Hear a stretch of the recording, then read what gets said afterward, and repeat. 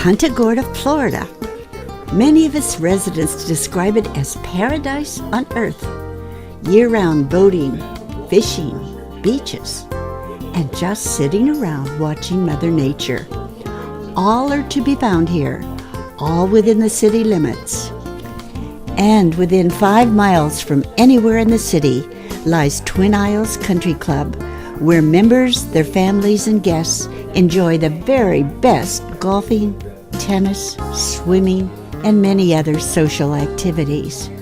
But did you ever wonder just how all this happened?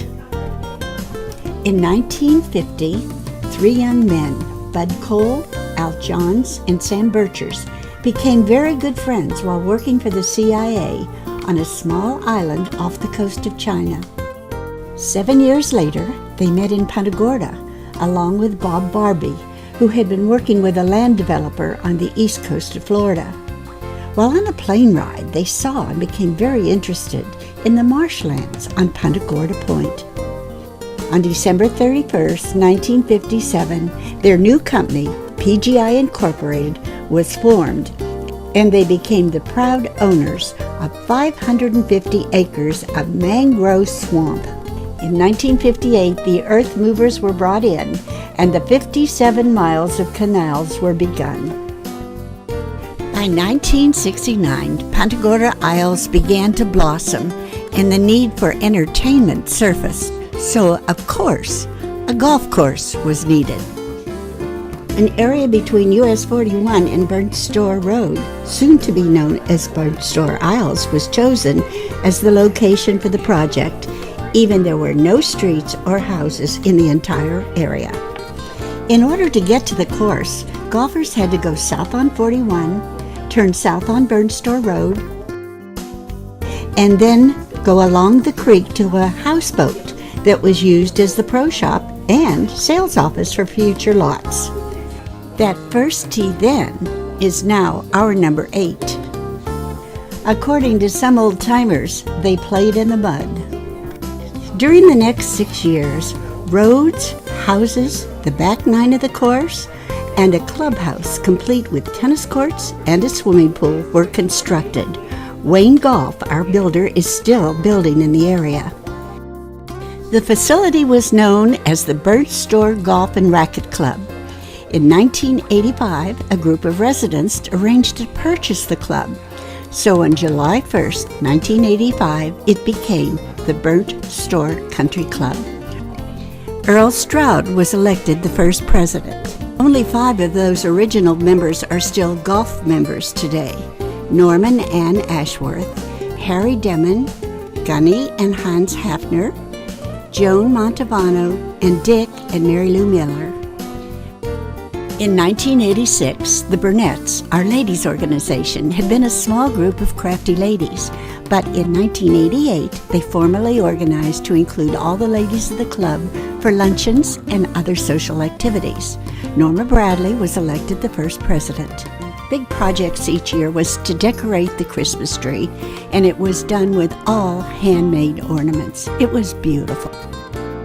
On a bright sunny morning in March of 1988, we were all treated at the sight of the model home and office that come rolling down Madrid Boulevard to its new home by the tennis courts. This house would be our offices, boardroom, poker room, craft and storage house for the next 16 years. By 1989, we were at full membership, and it was difficult to include everyone in the clubhouse, so the membership elected to expand the building. We went from 8,164 square feet to 16,200 square feet, almost doubling the size. Bob Coleman was president at that time. Tom Leach led the building committee with the help of Southwind Construction. Bill Donaldson is the only person left who was on the building committee at that time. Norma Bradley, Lucille Morrison, Fran Duncan, Ruth Demon, and Joe Donaldson did all the decorating. We added a lobby and locker rooms and included the pro shop inside the building. We had a live band with dancing every Saturday night, and you had to make your reservation at least a week ahead to get in. we enclosed the redwood deck that became our lower dining room and bar. I couldn't help myself with this. This is Monty and Don in their usual spot. We turned the old bar into an activities room. The pool area was repaved and all the buildings completely renovated. We had a beautiful new clubhouse. In 1997, the men's tennis team were really stars. They won the national championship. In 1998, we had so much rain that our lakes on the 9th and 10th holes met on Madrid Boulevard. We actually had fish swimming up the street. There was no golf played for over a month.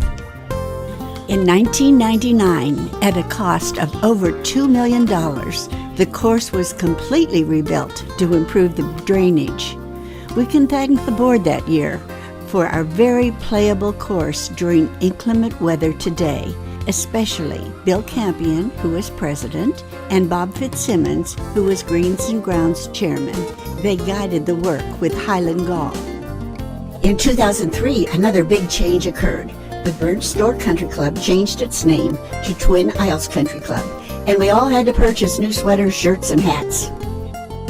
On Friday, August 13th, 2004, disaster hit. Category 4 Hurricane Charlie came barreling up Charlotte Harbor and devastated our club, homes, and town.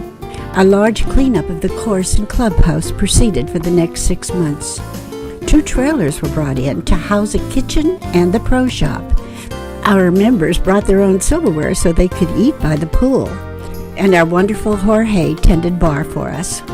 And another new beginning for our clubhouse. Our bar replaced the upper dining room. The activity room moved to where the downstairs bar was. The dance floor moved to the lower dining room. The old Al John's room became our offices. Frank Montemorano did an outstanding job to allow us to repair our beautiful course and clubhouse. We have a totally new clubhouse, inside and out. All new furniture throughout the building. The pool has been refurbished. Everything is looking lovely. We have new guardians of the bar. Both the men and women's tennis programs are busy as ever. The 9 and 18-hole ladies and the men's golf have had a terrific season this year.